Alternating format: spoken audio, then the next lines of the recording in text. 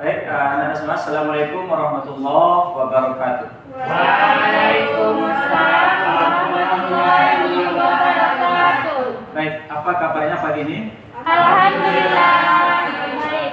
Baik ya. Oke, sudah siap untuk mengikuti proses PBM hari ini? Ya. Alhamdulillah. Ya, bajunya apanya maskernya digunakan karena ini masih masa-masa pandemi, jadi kita tetap menjaga protokol kesehatan. Baik Anda semua, seperti biasanya sebelum kita mulai proses PBM hari ini, kita awali dengan membaca doa. Silakan dipimpin oleh ketua kelas. Siap, hormat, Rap. Tegak, Rap. Doa mulai.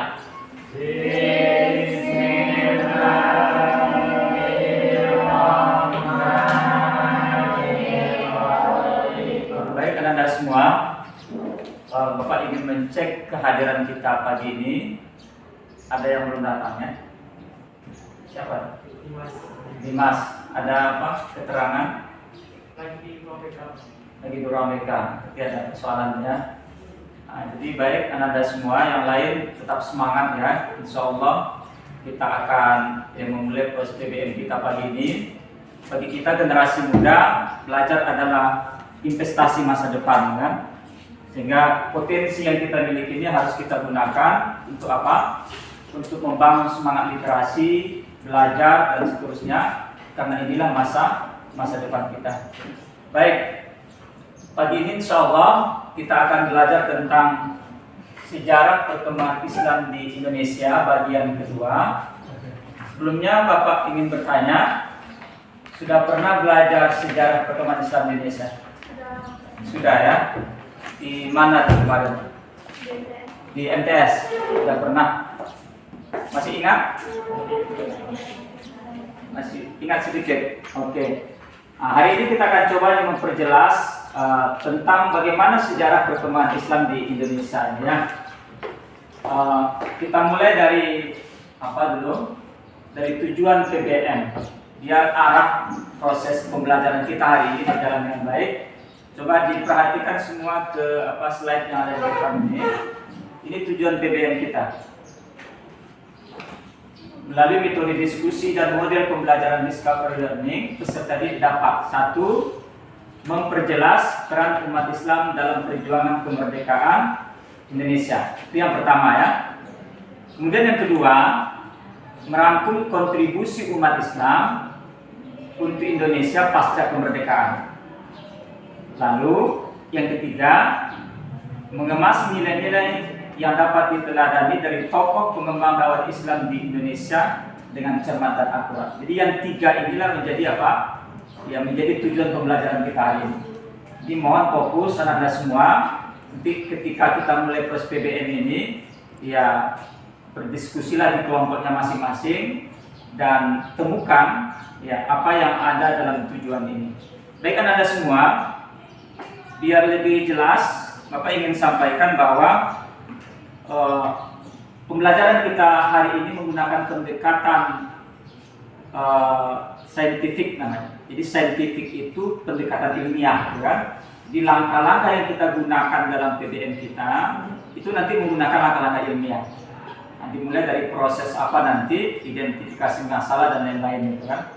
Kemudian modelnya adalah discovery learning. Model discovery learning itu ada 5 langkah. Nah, nanti akan dipandu dengan LKPD yang insya Allah sebentar lagi akan Bapak bagikan ini ke masing-masing kelompok. Jadi silakan nanti diikuti langkah-langkah PBM kita dengan merujuk kepada LKPD yang disediakan ini. Jadi nanti silakan sesuai dengan tujuan pembelajaran nanti ikutilah langkah-langkah yang ada di LKPD.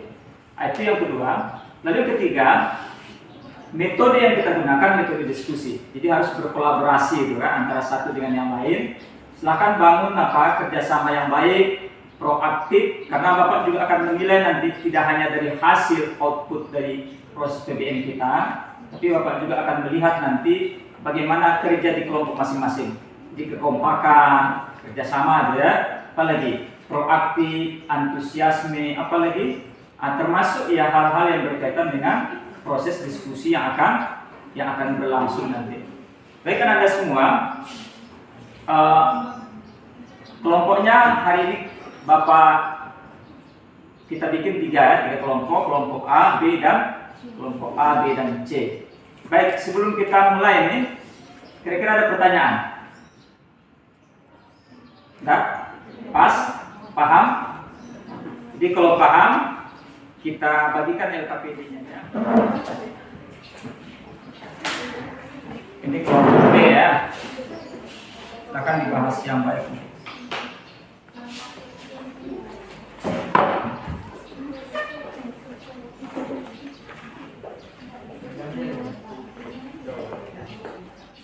Kelompok C ya. Oke.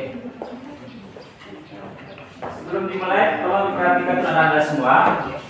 Karena ini prosesnya diskusi, juga ada LKPD itu kan. Nanti ikuti langkah-langkahnya sampai dengan proses selesai. Nanti di akhir kita akan ada presentasi dan juga tanya jawab untuk apa? Untuk mengelaborasi namanya, untuk apa? Membahas lebih lanjut terkait dengan materi dan tujuan PBM kita. Baik, nah, kita mulai ya. Kita mulai dari langkah pertama. Ada stimulus di sana ya, aktivitasnya. Perhatikan dulu gambar-gambar ini. Tahu gambar siapa nih? Iya. Silakan ya, perhatikan. Kita mungkin tidak asing dengan ini ya. Kemudian yang ini. Kenal ya? Tuanku Imam. Ini organisasi lembaga umat Islam ya. Ormas.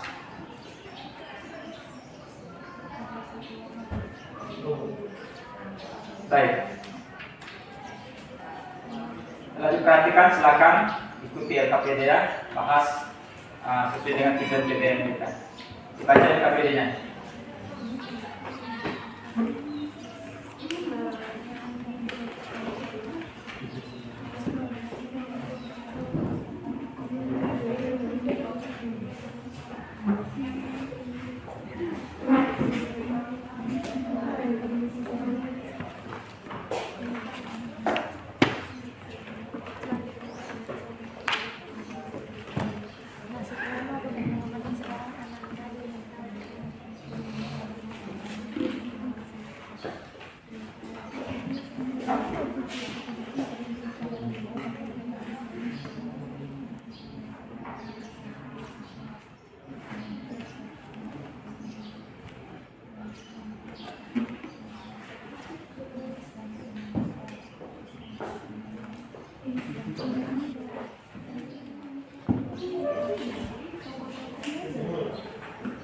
Jangan minta sesuai dengan tujuan PBM-nya.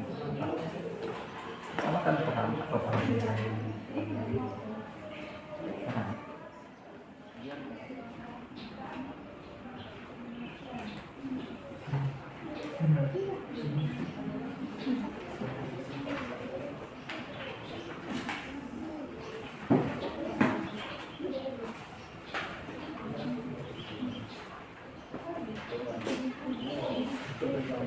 Oke, silakan ya.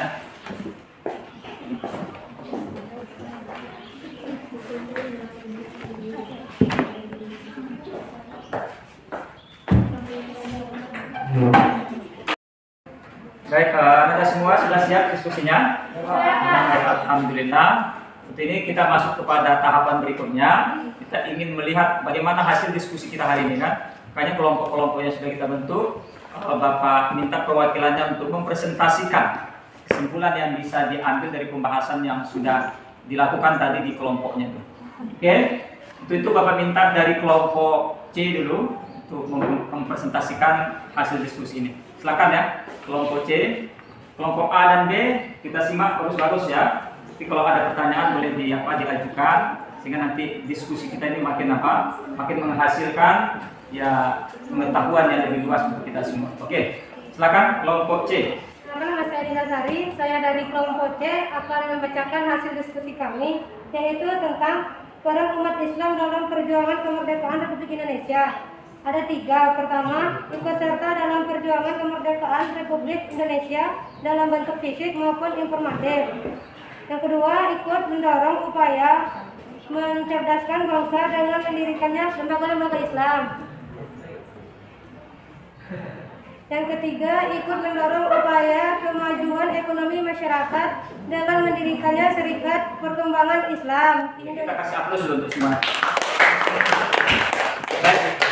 Biar lebih dalam kajian kita hari ini, kita minta dulu perwakilan dari kelompok yang lain untuk mengomentari atau mengajukan pertanyaan. Siapa ini?